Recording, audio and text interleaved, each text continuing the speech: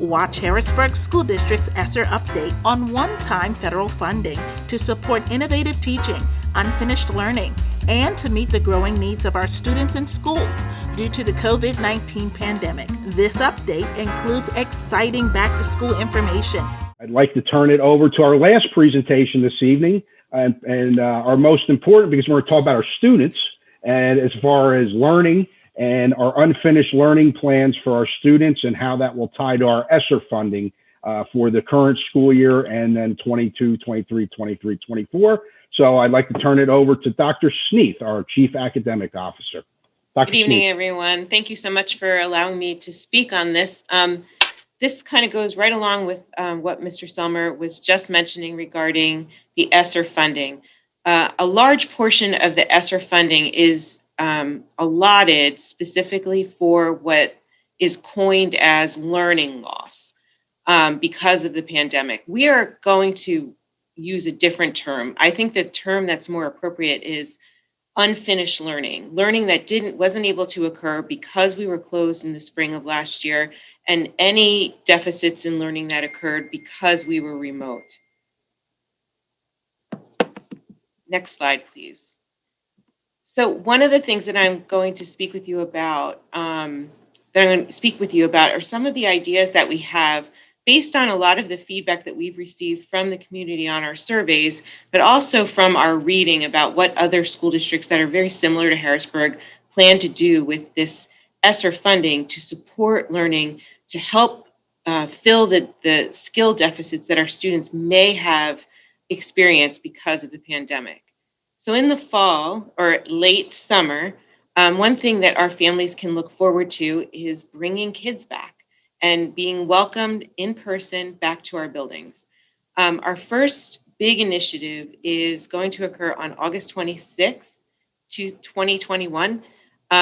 We are going to have all of our buildings open for students and families to come and walk around the building, find your classrooms, and just sort of try to get the jitters out before the first day of school. Sometimes all it takes is for a child to walk around, see where they're going when they arrive on the first day, and then they feel better about school starting.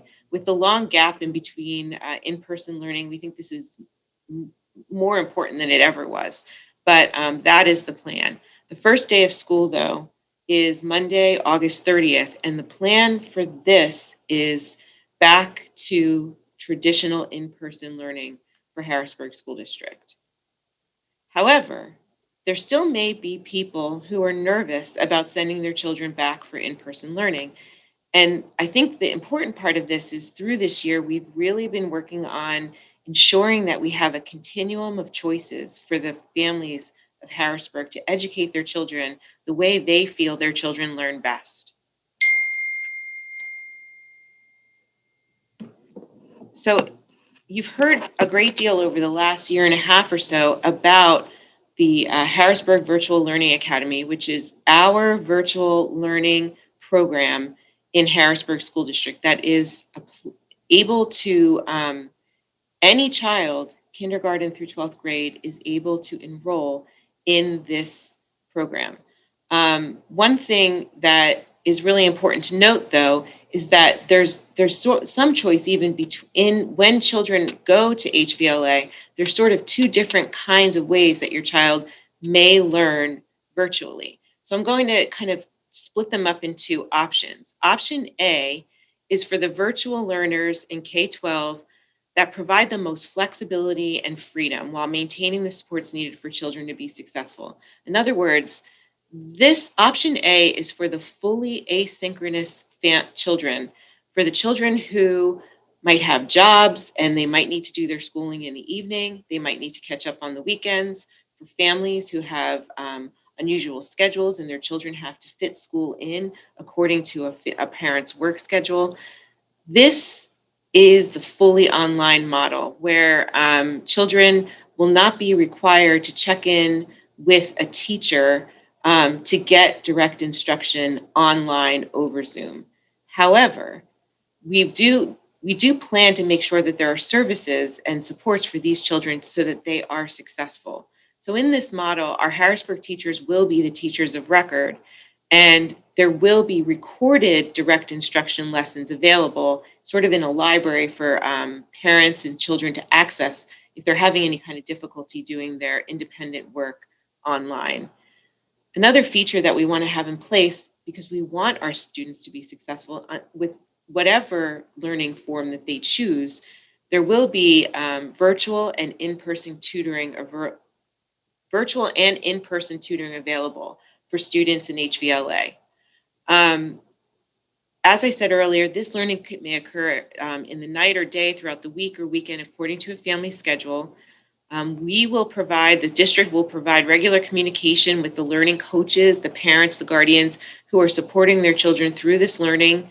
There will be regular meetings, regular check-ins, regular opportunities for you as adults to find out how to better serve your children who are in this model of learning. There will be continued supports available to children in the areas of technology, learning support, L services, gifted services, and we will continue offering assessments so that we can keep a finger on the pulse of the children who are in this model so that we can ensure that they're continuing to learn. And as we've always announced, these children in HVLA are welcomed and encouraged to participate in any extracurricular activities and special events that Harrisburg School District has to offer. The second option, and this is full remote learning. However, some families kind of like what we did this year, and we wanted to make sure that we kept this available. So we're going to call this option B. And this is for the virtual learners in K-12 that want to keep their children at home to learn, but they really enjoyed having what we call synchronous instruction between the teacher and the student over Zoom every day at a very specific time. So in this model, the child will still have a Monday through Friday schedule, pretty similarly to the 2021 school year that just ended. The Harrisburg teacher will be the teacher of record, and student and teachers will meet over Zoom each day according to more of a traditional school schedule. There will be virtual and in-person tutoring available. Students will be provided with assignments. They'll be taught directly, and then there will be expectations for students to do some work independently on their own. Again, we would provide regular communication with the adults in the child's life who are supporting their learning, and we want to keep the lines of communication open so that families can get in touch with the teacher of record at the point of need, whenever the child needs assistance. Some of the supports available to the children in this option for HVLA, again, will be technology, learning support, L services, gifted services, and assessment. And once again, these children are also welcomed and encouraged to participate in any special activities that occur in Harrisburg School District. The children who successfully complete high school in HVLA will walk in graduation with the students who attend SciTech, Cougar, or John Harris campus. As of today, as of this minute for summer, I just want to highlight the safety measures that are continuing in our school district while we provide our summer program. We're still requiring at this point the universal wearing of masks. We're still working on physical distancing, hand washing and respiratory etiquette, special cleaning and ventilation. We're still in the process, even though the numbers of contagion of COVID-19 are very, very minuscule.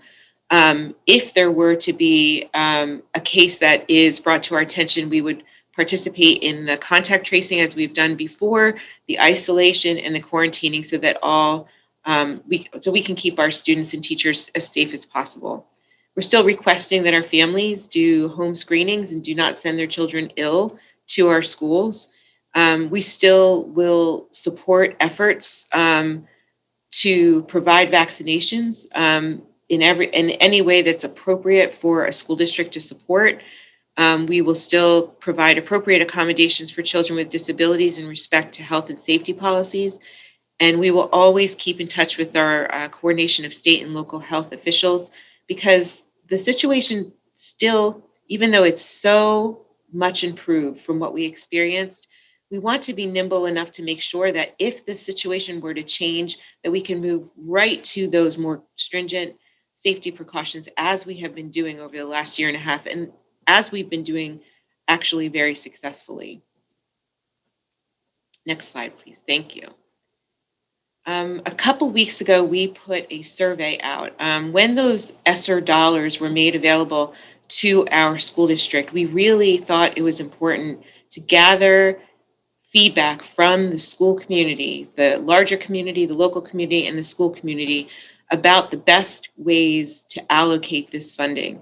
So what you see here are some of the results from the survey, the most recent results from the survey.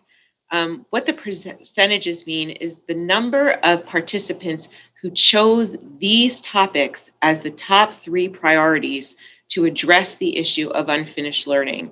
So 50% of our participants made extended time for learning after and before school tutoring a priority.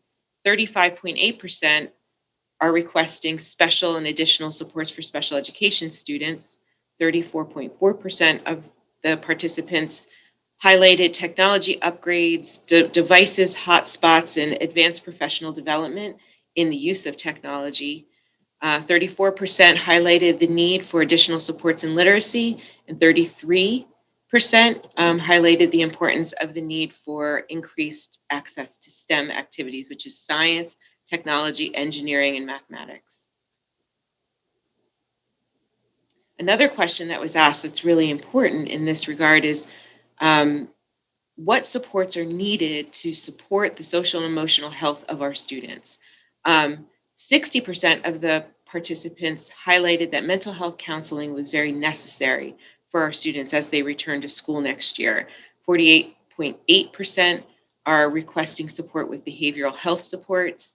48.4% are looking for their children to have access to before and after school enrichment opportunities so that their children feel more connected to school. 48.4% also highlighted mentoring, formal and informal mentoring is something that would benefit kids. And 47% of the participants highlighted improved culture and climate in our schools would help support the social emotional well-being of our children. So with this data in mind, please take a look at some of the supports that we want to put in place at the beginning of the 21-22 school year to address the supports that are needed for students for unfinished learning and for the return to in-person instruction. So this list of safety nets are the summer enrichment programming opportunities which are in place right now and will continue for the next couple of years. Enhanced mental health counseling services, which I'll talk about a little bit more, but we want to make sure they're accessible to students in our schools. We've created a social emotional health plan, which addresses some of the need for responsive classrooms, trauma-informed practices, and just an overall understanding of what our students may face as they transition back to school. Regular assessment of students so that we're keeping a finger on the pulse of their learning, targeted intervention during the school day, extended learning opportunities, tutoring, special programming to help parents learn techniques to increase student learning, access to books in the home, continuation of the one-to-one device model, and formal and informal mentoring. So when we talk about how to provide services to each of our students K through 12, of course, different strategies are appropriate for different developmental levels of our children. So I'm going to start with our youngest learners and kind of give you a rundown of what our ideas are. We're seeing a lot of school districts just simply adding 3 hours to a school day for all learners. And they do have the funding to do that, and that's what they're offering. Some school districts are offering Saturday school. It was our conclusion that for our youngest learners, adding more time to school at that level is probably detrimental developmentally, and we don't agree that that's the best way to use the funding. What we want to do is something called, we're coining it as Superpower Hour. Targeted children would stay after school for 1 hour, kindergarten, first and second grade. Our teachers would be put together in triads. So 3 teachers would be in a room with about 21 students. and the students would go through very rapid rotations. 20 minutes with one teacher, 20 minutes with the next teacher, 20 minutes with the next teacher. Each teacher would specialize in a skill deficit and do a routine to make sure that children have practice and access to that skill, depending on their need. This would occur in our elementary schools, and we would highlight and really recruit our best teachers to provide this service. This would be Monday through Thursday, and it would be open to all children K through 2 who are interested in participating. Next thing, because we only plan to do 1 hour of targeted instruction K-12, we also wanted to hit this from another perspective. And we're calling this, I don't know what we're calling this exactly yet, but what we plan to do is increase our families' access to books and our families' skill in being able to use books that we can provide to them for their children to do some teaching and learning in a fun way in the household. So say I live in a Foose neighborhood. Foose School will be open on Monday evening, and if I attend this special activity, I will receive a book to keep in my home library, and then specially skilled teachers would be teaching our families how to use that book to increase literacy, to increase learning, and to increase interest in reading for our families. This like mobile idea would happen in 4 different locations across the city. The families wouldn't have to necessarily attend that school to participate. The families would be encouraged to go to the school that's the most convenient to their household. So that's our idea in regards to our K1 and 2 children. Next slide. In grades 3 through 6, we have a different model. We're calling this is a more extended after school model. And if you go to the next slide, I'll be able to sort of break it down with what we're talking about for 3rd and 4th grade as opposed to 5th and 6th grade. This would be a 3-hour after school activity. Students would stay and they would have, if you think of the 3 hours in 6 30-minute blocks. During those 30-minute blocks, students would start their afternoon with student commitments, social skills, social emotional application training. They would receive dinner. They would receive direct instruction in 3 rotations. Again, this would be different than the school day. It would be more targeted, more fun, more interactive and participatory, and in small groups. There would be opportunity for children to work together collaboratively on a nightly basis with a team. And then there could be 30 minutes of computer-assisted instruction so that we can keep a finger on the pulse of a student's progress.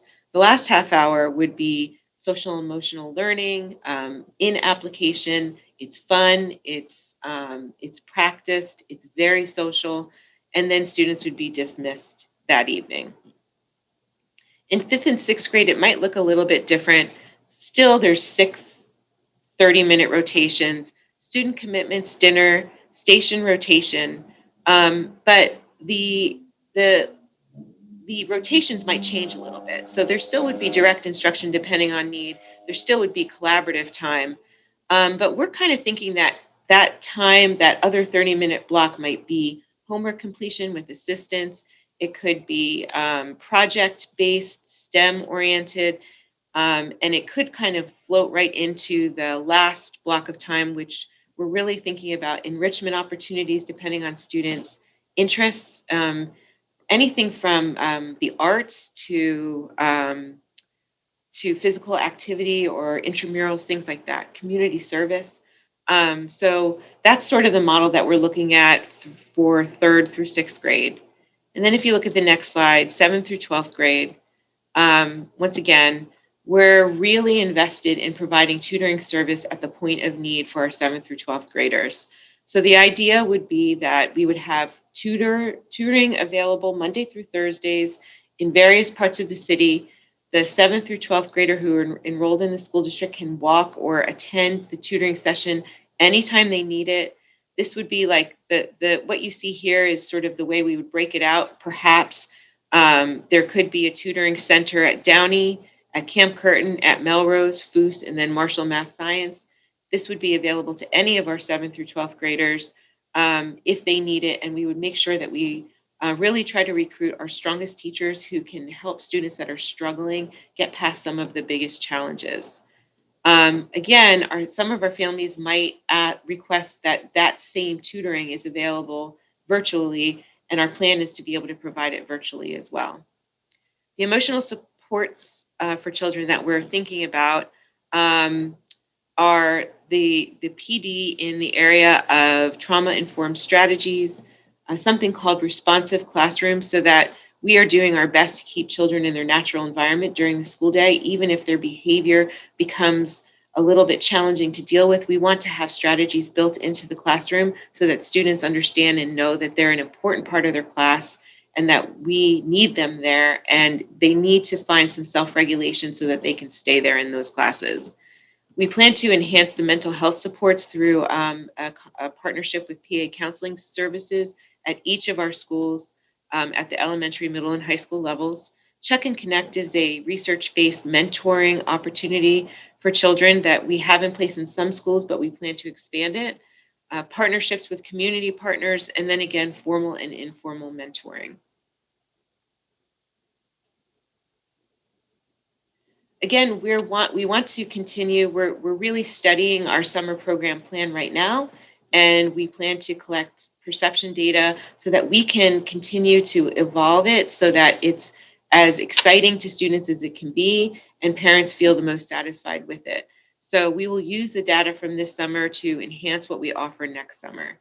And lastly, we've said it multiple times, but I can't say it enough. Our families have been amazing partners throughout the pandemic. We could not have done this past year and 3 months without our families. Please continue, families, to be interested and reach out to your child's schools if you have questions or concerns about your specific child's learning. We are open all summer. You may call, you may email, and the school district is very privileged to serve and support the children of Harrisburg. So we're really looking forward to some of the ideas and implementing these ideas to enhance learning in the next coming school years. Thank you. Thank you, Dr. Sneath, for that comprehensive update and a really important timing of the update heading into summer. As our families are thinking about the summer and the start of next school year, they'll reassured that our plan is to open fully August 30th, but there's options. And there's a number of options within the Harrisburg School District. So if our families still need virtual learning option, we have it with our teachers. We have 2 pathways within that virtual option. One completely asynchronous, another one that looks much like you said, Dr. Sneath, what we did this year with live instruction. So we have our Cougar Academy, which is another blended option for our families. So the options have continued to grow during the pandemic for our families here in the Harrisburg School District. And if our families need more information, they need support through the summer, you just have to reach out and let us know. But again, really excited to see conceptually, Dr. Sneath, what the team has been putting together, both from a learning perspective, but also a support and social emotional perspective as we come back from the pandemic. And one of the that we're going to touch on tonight is under the HR agenda regarding our health and safety plan. And it ties into Dr. Sneath's presentation around we are planning on to open fully, but at the same time, we may need to pivot and we may need to make adjustments as the pandemic, if it starts to increase or if something new happens that none of us can envision while we're talking this evening. We need to be able to pivot and make adjustments for that. But we can assure you, we have the PPE in place, we have the processes, we have the procedures. When we opened on April 6th, the end of the school year, we didn't have to shut down once during that time with our students in our building. And that's a testament to everyone's hard work, the partnership with our families, the operations team, the teachers, etc. Our food service team all came together after months of planning and executed a plan to bring students back in, and they did it successfully. So again, thank you, Dr. Sneath.